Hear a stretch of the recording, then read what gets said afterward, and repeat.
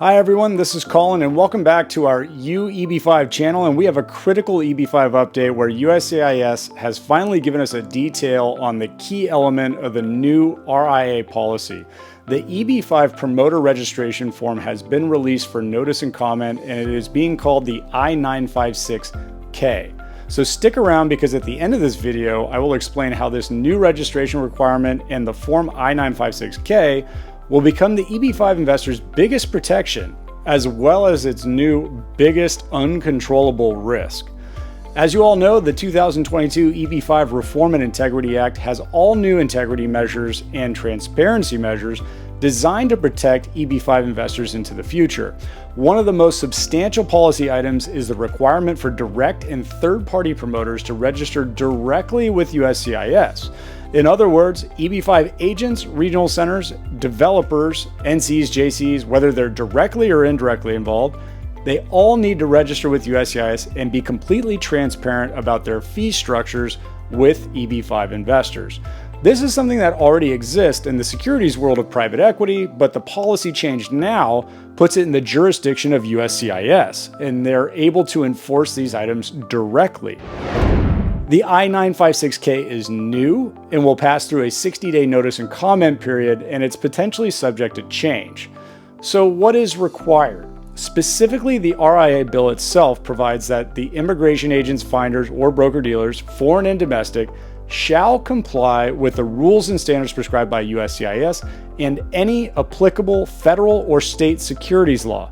This includes agents will need to register with USCIS identifying the name and contact information of the promoter and the existence of a written agreement between the agent and the regional center, new commercial enterprise, or the job-creating entity or sponsor of the EB-5 project as applicable. Agents will provide certification that the agent is not ineligible under the RIA because of prior convictions of certain crimes, sanctions by financial regulatory agencies, and all this seems kind of obvious, but now it's just codified and enforceable. Agents will provide to USCIS their own guidelines for accurately promoting the visa process to foreign investors.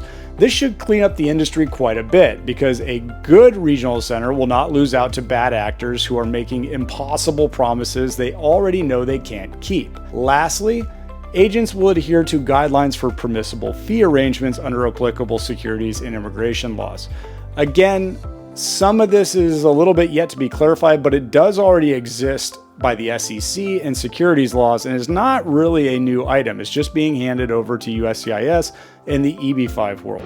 The RIA reinforces that direct and third-party promoters, including foreign immigration agents, are required to comply with U.S. securities and immigration laws.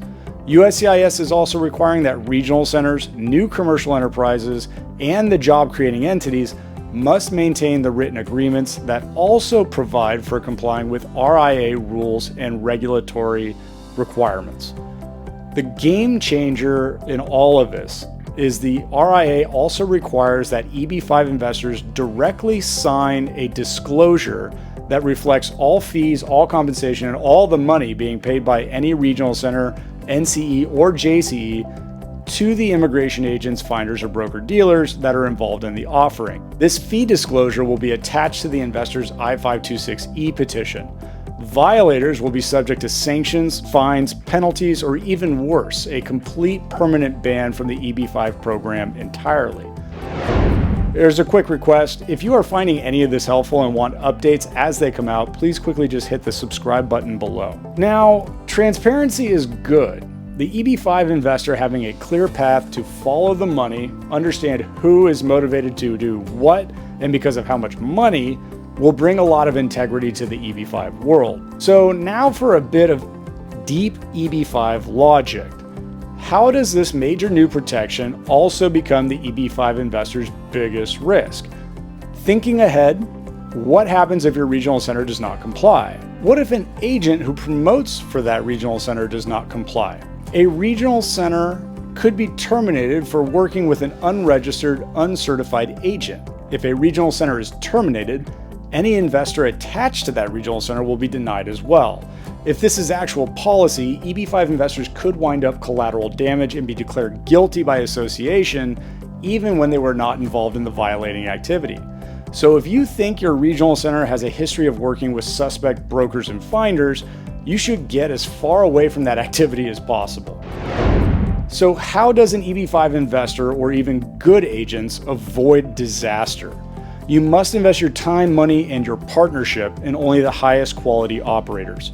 Some RCs repeatedly just rent themselves out to the highest bidder. They pay any agent any fee for the next investor, and these groups will surely wind up terminated. That is the goal of USCIS. It's time to clean house. If you are an EB-5 investor, picking a good project was always important, but now the quality of the regional center and its principles just became that much more important. You must be comfortable with the people and the platform they operate. Bad agents, bad RCs, and any under-the-table deals will get exposed, and EB-5 investors that are attached to it are going to be unintentionally terminated as well. So in the end, what does it all mean to us at Behring? Behring actually welcomes these developments as our operation already deploys these integrity measures, and Behring's due diligence process when onboarding third-party agents, promoters, and finders already includes background checks, principal registrations, open disclosures, and more.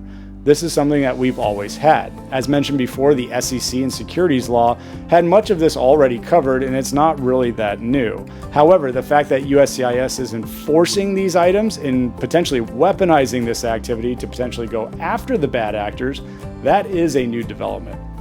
Based on what we have seen in the EB-5 market involving suspect foreign brokers and suspect RCs, there will definitely be a few terminations. For investors and agents who are looking to learn more about these requirements and how they can maintain their compliance, please contact us now, set up appointments, and have a direct conversation with Behring's team of experts. Again, if any of this was helpful, please subscribe now and make sure that you get the latest updates and anything we put out going forward. So, goodbye for now.